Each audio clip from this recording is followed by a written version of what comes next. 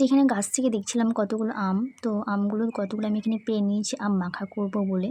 তো ওখানে সুন্দর করে শিলে থেঁতো করে নিয়ে নুন, চিনি, কাঁচা লঙ্কা, তেল দিয়ে সুন্দর করে মাখিয়ে আমি এখানে আফরানকে আর তৌফিককে টেস্ট করতে বললাম প্রথমে। তো ওরা তো খেয়ে বলছে বাহ খুব সুন্দর হয়েছে, দারুণ হয়েছে খেতে।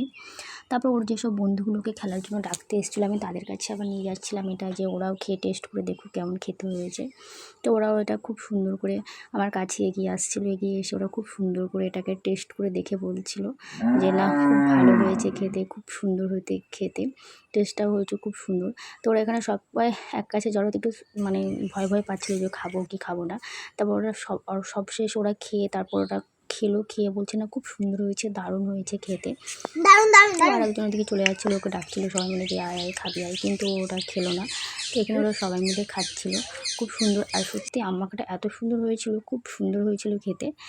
তো ওরা সেটা সবাই মিলে সুন্দর করে ভক্তি করে আনন্দের সাথে ওরা খাচ্ছিল। সবাই কেমন হয়েছে বলে দাও, কেমন হয়েছে বলে দাও।